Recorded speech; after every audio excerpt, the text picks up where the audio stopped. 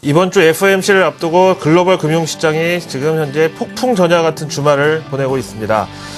자, 미국이 재채기를 하면 한국 증시가 감기에 걸린다는 아주 기분 나쁜 증시 격언도 있는데요. 그만큼 이번 주 수요일 우리 시간으로 목요일 새벽 3시에 공개되는 FOMC 성명서 내용에 어떤 것이 담겨 있을지 아무래도 그때까지는 좀 위험 회피 전략이 주류를 이룰 것으로 예상이 되죠. 그런데 좀 서운하게도 외국인들 시각에서는 한국 주식, 한국 채권 다 위험 자산이라는 거죠.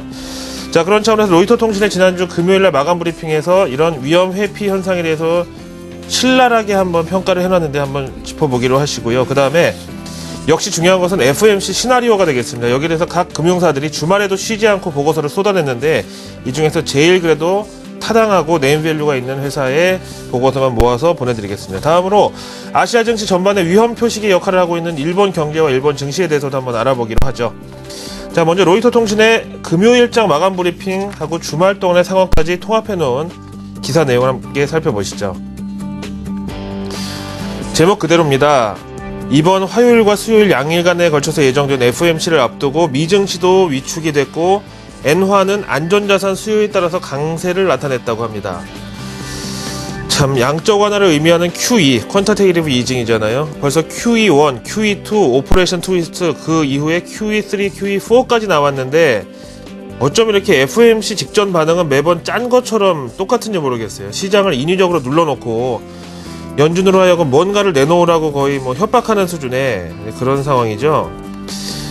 아무튼 미증시 지난 금요일 당연히 금융주가 제일 낙폭이 컸다는 거는 인지상정이고요. 다음에 경기 민감주들도 일단 몸을 낮춘 채 마감을 했습니다. 반대로 공포지수는 하루 만에 4.5% 급등했고요.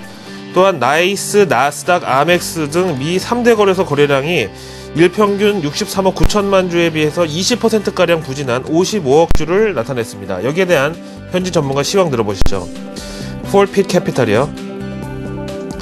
미증시는 물론이고 전 세계 그 어떤 시장이든 간에 FOMC를 앞둔 경계감과 관망세가 전부다. 요 두 개밖에 없다. 그럼에도 불구하고 연준이 이번에 어떤 깜짝 발표를 할 가능성은 없다. 다만 향후 스케줄이나 양적 완화를 하는 데 있어서 언제쯤 고려를 한다. 연말이든 9월이든 언제든. 그리고 그 기준이 뭐다. 이렇게 돼야지 우리는 하겠다는 조건을 명확하게 해주는 것이 현재 모든 사람들이 원하고 있는 것이고 이는 불확실성 제거에 효과가 있을 것이라고 상당히 조심스러운 중립적인 인터뷰를 했네요. 때가 때이니만큼 앞에서 말씀드린 대로 월가 각 금융사들은 자존심을 내걸고 FOMC 미리 보기 내지는 시나리오를 쏟아내고 있는데요. 이 중에서 각국 중앙은행들과 가장 교감이 깊고 친시장적인 골드만삭스의 시나리오 보실까요? 이번에 FOMC가 시장을 안정시켜줄 것이다 라고 결론을 딱 내놨고요. 그 근거로는 객관적인 증거, 즉 경제지표 등등을 참고로 봤을 때 연준이 지난 5월이든 3월이든 그 전 어떤 FOMC와도 입장을 변화할 만한 근거가 도저히 없다. 게다가 지난 5월 FOMC 이후 양적 완화 조기 종료 우려에 따라서 금융시장이 급격하게 위축됐고 채권금리, 모기지금리 다 올라가면서 시장이 불안정한데 이건 다 시장의 기우성, 괜히 걱정하는 것 내지는 협박성 반응이라는 얘기입니다. 따라서 이번 FOMC에서 연준이 어떻게든지 시장에 안정제를 투입하려고 노력할 것이라는 골드만삭스의 의견이 자신있게 나와 있고요. 그 근거로 이번에 주의 깊게 봐야 되는 게 올해 2013년 GDP 성장 전망과 인플레이션인데요. 요거를 약간 하향할 가능성이 있고 진짜로 하향이 됐을 경우 적어도 이번에는 연준 양적 완화 조기 종료 계획은 무산된 것으로 받아들여도 좋다네요. GDP하고 인플레이션을 내려잡을 가능성이 있다고요. 그러면 객관적인 팩트에 충실한 FOMC 미리 보기가 또 준비되어 있는데요. Calculated Risk에서 발표한 자료입니다. 한번 보실까요?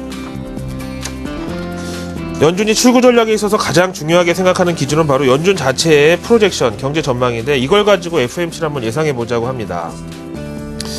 지금 표에 보시는 대로요. 밑에서부터 올라가시는 게 이제 과거에서 현재로 오시는 건데요.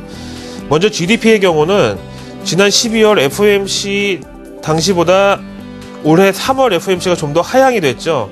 상단이 저렇게 3.0에서 2.8로 하향됐는데 그 뒤에 2014년, 15년 마찬가지고요. 그래서 올해의 경우 2.3에서 3% 전망을 3개월 만에 내려잡았고 또 3개월 후인 이번 6월 FOMC에서 또 한 번 하향될 가능성이 있다라고 예상합니다. 다음으로 실업률 보실까요?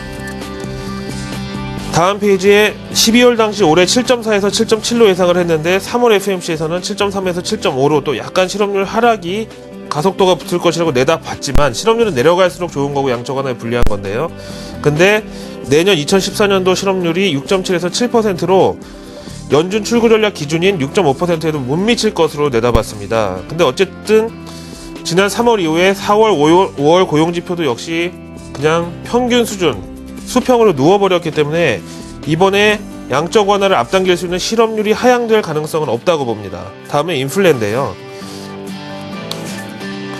사실 중앙은행의 가장 본연의 기능은 바로 인플레이션 물가 관리입니다. 근데 12월 1.3에서 2.0으로 올해 물가 상승률 예상했다가 한 번 더 내려잡았는데 보시다시피 내후년 2015년까지 물가 상승률이 2%를 넘을 일은 없을 것으로 보고 있고요. 이런 차원에서 이번에 한 번 더 하향될 예상이 있기 때문에 세 가지 조건 중에 출구 전략을 위해서 하나라도 좀 필요 충분 조건에 해당되는 게 있어야 되는데 셋 중에 하나도 없지 않느냐. 그래서 이번 FOMC에서는 연준 양적 완화 축소에 대한 입장 표명이 없을 것으로 단정을 지었습니다. 다음 도이치뱅크 보실까요? 연준 테이퍼링, 양적 완화 축소에 대해서 시장 반응 예상을 5단계로 나눠놨는데요. 첫 번째 단계가 부정. QE1 때도 그랬고 QE2 때도 그랬고 이 종료 시점에는 항상 서운함이 있죠. 그래서 상당히 격정적이고 감정적이었다고 하는데 이번에도 그럴 수 있다. 왜냐면 워낙에 양적 완화에 대한 의존성과 존재감이 컸기 때문에. 2단계는 분노. 연준의 주장은 fine tune, 그러니까 우리가 아주 적절한 시장과의 교감을 통해서 양적 완화를 축소하든 확대하든 조정을 한다고는 얘기하지만은 일정 시점에 어떻게든 간에 양적 완화를 축소한다고 해도 모든 경제 지표가 다 좋을 수는 없다. 그래서 한두 가지 정도는 좀 트집을 잡을 가능성이 있다. 세 번째 단계가 자학. 거의 뭐 연인과 헤어졌을 때 그 심리 반응하고 일치하고 있는데 첫 번째 부정했다가 2단계 분노했다가 3단계의 자학. 시장의 온갖 위험 자산 내지는 투자 자산을 모두 던져버리면서 양적 완화 축소에 대해서 자학적인 반응을 나타내겠다. 본격적인 연준 양적 완화에 대한 상실감이 작용하는 단계. 4단계가 우울. 어떤 경제 지표나 아니면 경기가 실물 경기가 침체되는 것이 아니라 다만 투자 의욕이 저하된 상태. 이걸 지나면 이제 5단계의 수긍이 온다는 거죠. 비로소 시장은 이 양적 완화 이별을 받아들이면서 자생력을 갖추고 홀로서기에 나선다. 근데 현재 단계가 지금 3단계 증상이 와 있잖아요. 앞 페이지로 잠깐 보실까요? 이제 수긍에서 우울 앞서서 3단계 자학에 지금 와 있는 현재 단계가 정상이 아니다. 그래서 이렇게 정상이 아닌 거는 되돌림이 나와야 맞다라고 현재 단계를 3단계 자학 단계에 대해서 분석을 했습니다. 자, 이제 FOMC에 대해서는 우려감이 상당히 좀 줄어들고 있는 상황이지만 그래도 시장은 마지막까지 고삐를 늦추지 않겠다면서 인위적으로 자산 가치를 하락시키고 연준을 압박하고 있습니다. 이건 알아두시면 되겠죠. 다음으로 일본으로 갑니다. 니혼 게이자의 신문 보시죠. 사실 일본 정치의 진검승부는요, 다음 달 있을 참의원 선거인데 이걸 앞두고 예선전이라고 할 수 있는 도쿄 도의원 선거가 돌아오는 23일 일요일에 예정되어 있습니다. 이에 따라서 공식 선거전이 어제 일요일 개막을 했는데요. 참 우리나라보다 일본의 정치 무관심이 더 심각해가지고 지금까지는 뭐 선거 유세를 하든 뭐 돌아다니든 아무도 관심이 없었는데 이번에는 비가 오는데도 불구하고 저렇게 사람들이 우산을 받쳐들고 공약에 대해서 막 집중을 하고 있는 상황이고요. 이게 뭐냐면은요, 지금 아베노믹스를 통해서 일본 경제 한 20년 동안 누워있다가 조금씩 일어나려고 하고 있는데 지금 초기에 좀 불안정하지 않느냐. 그런 차원에서 앞으로 아베노믹스가 완전히 성공하려면은 자민당이 확실한 과반 의석을 차지해야 되는데 그 예비 단계로 이번 도쿄 도의원 선거에서 자민당의 압승을 지원해달라 이거죠. 그래서 어떻게 보면은 지금 일본 증시하고 국채금리가 저렇게 아베노믹스 초기 단계에서 이상 신호가 나오고 있는 것이 아베 총리 입장에서는 정치적으로 호재라고 생각할 수도 있죠. 그래야 사람들이 일본 경제 한 20년 만에 지금 꿈틀거리고 있는데 이러다가 3일 천하로 끝나는 거 아닌가 좀 불안하기 때문에 7월 참의원 선거에서 자민당을 몰표를 줄 수 있지 않느냐 이런 차원이죠. 다음 달러 대비 엔화 환율 보시죠. 보시다시피 95엔대를 깬 게 벌써 며칠 전이었는데 한번 반등하려고 하다가 도로 지금 내려앉고 있는 상황입니다. 이것도 역시 초조할 것이 없다는 거죠. 아베노믹스가 이렇게 하루아침에 흔들릴 것이 아니다. 근데 자민당 입장에서는 선거 재료로서 나쁘지 않다라고 보는 거고 뭐 급할 것이 없다는 그런 입장입니다. 마지막으로 공포지수하고 한번 보실까요?